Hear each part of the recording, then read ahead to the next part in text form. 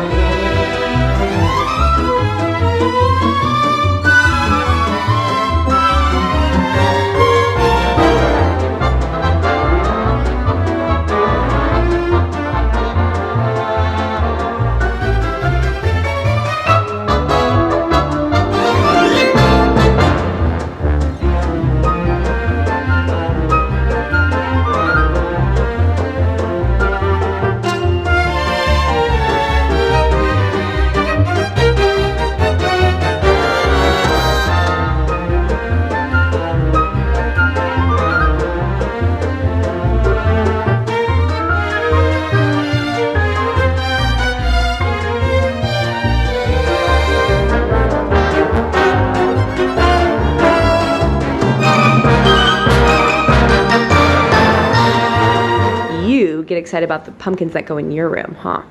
You can't go in there right now because Daddy's fixing your ceiling fan, but do you want to pick out the pumpkins you want on your end table? Yeah? Which ones do you want to do? I think this has big ones in it, right? Ooh, I know which one you always like taking. What? You like this one.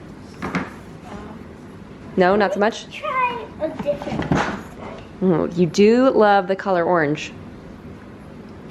I want to try this one because What does it say? It has hello fall. Good reading, bud. I just guessed it. Did you? I think you read it. No, I guessed it. All right. Which other ones do you want for your room? Oh, there's a little tiny glass one in there. Oh, thank you for putting that with the other ones. All right. This one. And Oh, I think you used that one last year too. Yeah, he chose both those exact pumpkins last year. Yeah? yeah, Millie. Oh. Fired. Millie, are you sad, my love? Someone's having a rough go, huh? All right, bud. Any others you want to put in your room? Hey, let's be careful putting that on the floor. It'll get dog hair all over it. So he doesn't pick it up. Sir, what are you doing? Okay. All right, I think it's time for Tablescape. This has got to go somewhere else too, but I already unloaded all the small pumpkins here. This is gonna be interesting. What was I thinking?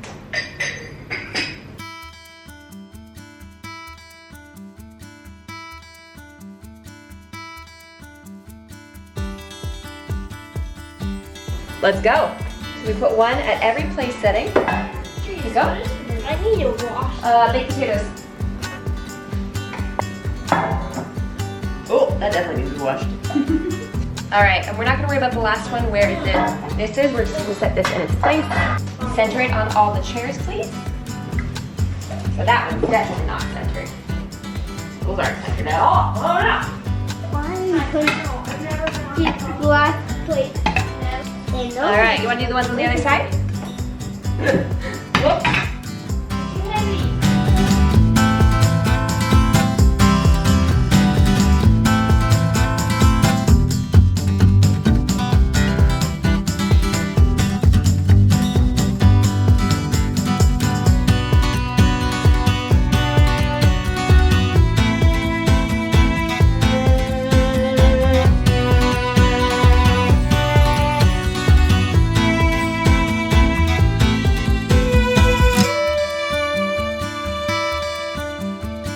Not bad for a 10-minute tablescape. Good job, bud. These are actually glass plates from Dollar Tree. And then, I mean, it's not my favorite tablescape of all time. I'll be the, rude. Just baby's messing it up. I'll be the first to admit it. But this is just such a nice way to bring in some fall, huh, bud? And you are an excellent helper. What's your favorite part of the table? Pumpkins. Those are your favorite? My favorite is I like decorating the middle. The middle was pretty fun, huh? Like, I want to decorate it more. You do? The middle. What do you want to do to it? Do you want to put more pumpkins there?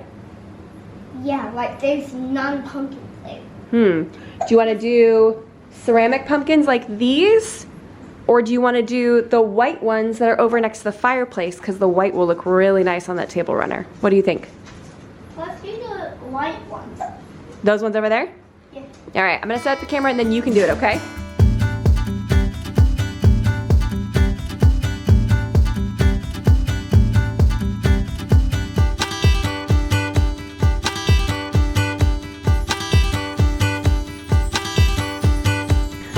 Change plans. We're swapping out the plates. Which Good job, dude.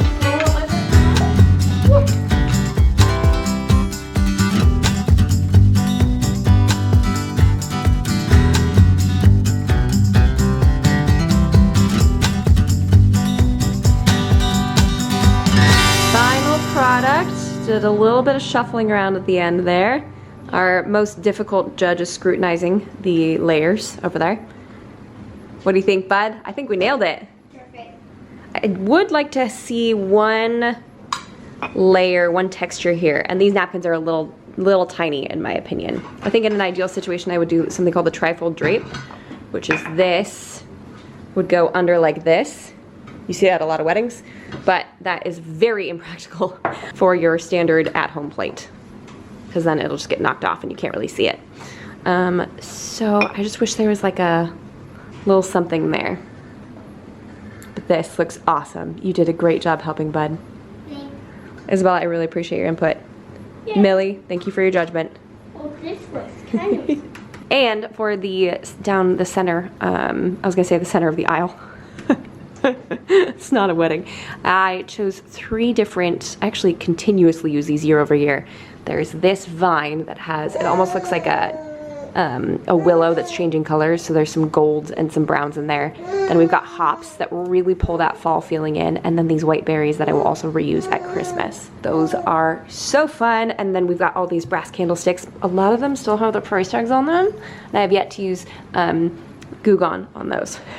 But paired with I actually really like these beeswax candles, but they don't pop very well. So I might want to swap those out maybe for some white ones. So there's, I kind of like the black ones. I love the black ones. I just don't know if we have any left. Do we? I thought we had. Yeah, I might need to double check. So I'd say either white or black ones would be better here, because these just blend directly into this, which in the right setting works, but here, not so much. Oh, surprise. What do you think? Wow. I'm sorry, your stomach still hurts. All right. It's all your fault. It is. It's all my fault. I'm so sorry. But unfortunately, I have now made a mess, and now I gotta make dinner. Yeah, can we? You have fun with that. I'll be here. I wish we could eat here. You want to eat here? Watch your show. Let's talk about it in a minute, baby. On the docket for dinner tonight is 30-minute baked potatoes. I am telling you guys, I talk about America's Test Kitchen all the time. My cousin got me turned on to them. This recipe is seriously so foolproof. I'm gonna go ahead and leave it here. If you want to screenshot it, this is the whole thing. Basically, you just microwave it for a short portion of time, anywhere from 6 to 12 minutes, and then that speeds up the cooking process. So by the time you have to throw it in the oven, you really only need another 20 minutes. And these are actually pretty small potatoes. Yeah, that's the end of the recipe. So I don't even think they'll take that long. For our family who loves baked potatoes, I know some people call them jacket potatoes. Sounds so funny to say. Having an hour cook time, if I don't have all my stuff together, is kind of not possible.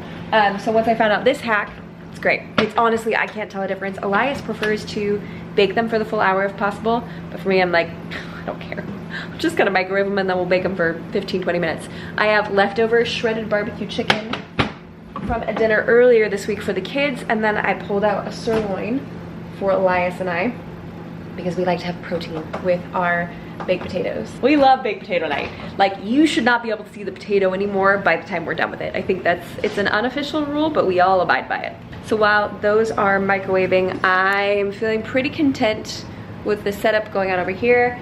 I just need to clean up all of the other decor that I haven't done anything with yet, because I don't want to leave this in a state of chaos. Like I said in the last vlog, I keep trying to like leave my kitchen in a way that will feel nice to wake up the next morning. Nice to wake up to the next morning, and this kind of stuff ain't it.